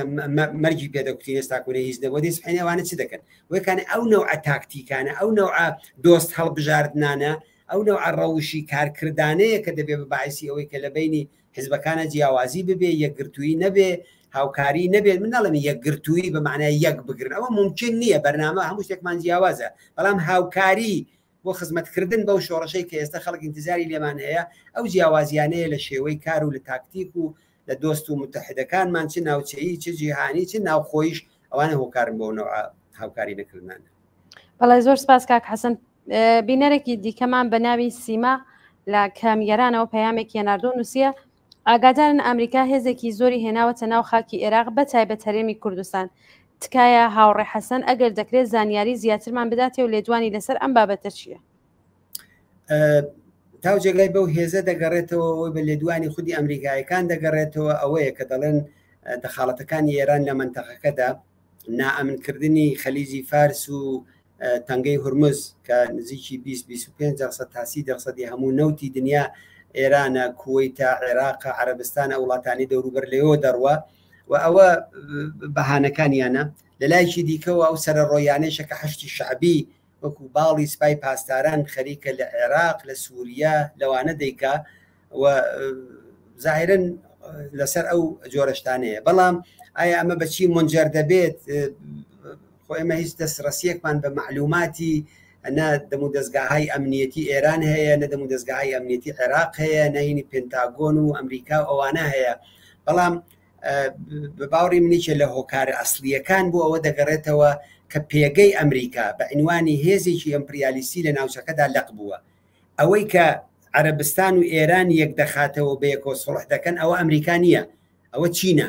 ئەوەی کە لە منتەقەکەدا خەریکە هژمونی پەیدا دەکات ئەوە چینە ئەوەی کە نەیهێشت دەوڵەتی بەشار ئەسەد لە سووریا بڕوخێ ئەوە رووسیە بوو ئەوە ئێران نەبوو هەمووی ئەوانە بۆ یەکانی ئەمریکا بە عنوانی لایەنێک کە دوای شەڕی دووەمی جیهانی ئەو منتەقەیە هژمونی ئەمریکای تێدا بوو وڵاتانی عەرەبی بەتایبەتی تر دوای مەرجی ناسر و ئەوانە لە میسر وردە وردە سڵح لەگەڵ ئیسرائیل و عەمەلەن چوونە ئەو جبهەیەوە و شۆرەویەک بە نەمابوو دوای شەڕی سارد وتیان جیهانی یەک قوتبی و ئەمریکا زاڵ بوو لێرە ئەمریکا ئەو هژمونیە منتەقەیە خەریکە لە دەست دەدا بە باوەڕی من گەڕانەوەیان بۆ ئێرە جبرانی سیاسەتهای هەڵەیەکە کە لە ساڵها وە بە تایبەت لەو دەورەدا لە دەورەی ئۆبامادا کردیان و ئەلان خۆیان سیاست گوزارەکانیان دەڵێن ئێمە نازانی ئۆباما چی دەکات سەری لە خەڵکی ئەمریکا و لە کۆنگرێزمەنەکان و لە حزبی تەنانە خۆشی شێواندووە بۆیە مهمترین مەسئلە ئەوەیە بەڵام لەو لایشەوە سەرکێشیەکانی ئێران بە پشتیوانی چین و رووسیا و ئەوانە ئەوەش هۆکارێکە کە بۆ ئەمریکا بەو معنایە قبول ناکرێت چی لێکەوێتەوە معلوم نییە شەڕێکی لە ئەگەرەکانە هیوادارم نەبێت چونکە شەڕ فاجعەیە لە هەر جێگایەکە کە بووە فاجعەیەکە بەڵام دەستکردنەوەی ئێران لەم ڕووداوانەدا هەموو کەسێک پیخۆشە و ئەوەش من پێما بێ زۆرتر بە خەباتی خەڵکی ئێران دەکرێت بە لە گۆڕنانی جمهوری ئیسلامیەکە نەتەنیا ئێران نەتەنیا عێراق بەڵکو ڕۆژهەڵاتی ناوەڕاست و بگرە دنیایش ئارامشێک بەسەریدا دێ هەروەکو چۆن بە هاتنی جمهوری ئیسلامی دنیا نائارام و ڕۆژهەڵاتی ناوەڕاست و منتەقەکە نائارام بوو دڵنیا بن بە نەمانی جمهوری ئیسلامی ئارامشێکی گشتی ناوچەکەش دەگرێتەوە ئێرانیش دەگرێتەوە و ئەوە ئاواتی هەمومانەوە هیوادارم ئەوە بێت. بەڵێ کاک حەسەن زۆر سپاس دەکەم پرسیاری زۆرمان باتوە و هاوڕێیانم پێمەژن کە یەک دقیقە کاتمان ماوە بینەرێکی ئازیزمان پەیامێکی هێناردۆ نووسیە سلااو هاوڕێیان و کاک حەسەن ماندوو نەبن زۆر سپاس بۆ ئەو بەرنامە جوانە و قسەکانی کاک حەسەن دەستان خۆش بێت پێشڕەو لە بانەوە. زۆر سپاس بۆ بینەرانی ئازیزیش کە تا کۆتایی ئەم بەرنامەیە لەگەڵمان هاوڕکار بوون و بەشدار بوون و پەیام و نامە و بۆچوونی خۆیانیان بۆمانە نردووە. کاک حەسەنگیان زۆر سپاس دەکەم کە بەشدار بووی. نامێکی دیکەمان بۆهاتووە، بەڵام کاتی بەرنامەکەمان بەرەو کۆتاییە چێ و لەوانەیە زۆر بە کورتی ئەگەر شتێکی هەیە باسیکەی بە ماڵاوایی بکەین. من دوایین قسەم ئەوەیە کە لە ساڵی 1950ەوە تاکو ئێستا بە سەدان و هەزاران کەس لە دڵی مقاومەتی سەرفەرازانەی خەڵکی کوردستانە گیانیان لەدەستدا، بە هەزاران و دەیان هەزار خانەوادە داغدار بوون، بە هەزاران تێکۆشەر کەوتە زیندانەکانە و سەدان و هەزارانیان لێ ئەدام کرا. هەر لێرەوە درو دەنێرم بۆ هەمویان و بە خانەوادە سەربەرزەکانیان دەڵێم کە دڵنیا بن خوێنی ڕۆڵەکانتان ون نەبووەوە ون نابێت. ئەمڕۆ کە شۆڕشی ژینا حاصلی ئەو خوێنانەیە، شۆڕشی ژینا حاصلی ئەو مقاومەتەیە کە پێشمەرگە لە سەنگەرا کردی، حاصلی ئەو شەلاقانەیە کە لە جەستەماندرا لە ئەشکەنجەگاکانی جەمهوری ئیسلامیدا، حاصلی ئەو تەجاوزانەیە کە بە خوشک و دایک و کچ و خۆشەویستەکانمان کرا. ئێمە ئەو شۆڕشەمان کە هێناوە تاکوونە ئێستەکانێ دەبێت ئیدامەی بدەین و بە نەتیجەی بگەینین. درود دەنێرم بۆ هەموو ئەو ئینسانانە و هیوای سەربەرزیان بۆ دەخوازم و سەری ڕێز و نەوازشیش بۆ گیان بەختکردوەکان و ئازیزەکانیاندا دەنێرن. بەڵای زۆر سپاس کاک حەسەن. کاتی بەرنامەکەمان تەواو بوو، بەڵام لە شەبەکە اجتماعیەکانە بەردەوامە، بەڵام لە کاتی تەلەڤیزیۆنە گۆیا کاتەکەمان قەت بووە، بەڵام بۆ دووبارەکردنەوە ئەم بەرنامەی هەر دووپات دەبێتەوە. زۆر سپاس دەکەم کە بەشدار بووی. زۆر سپاس بۆ ئێوەی خۆشەویست ئازیزان و خۆشەویستانی تەلەڤیزیۆنی کۆمەڵە. زۆر سپاس بۆ ئێوەی ئازیز و خۆشەویست کە تا کۆتایی بینەرمان بوون. تا بەرنامەیەکی تر و ڕاستەوخۆیەکی دیکە ماڵەوە.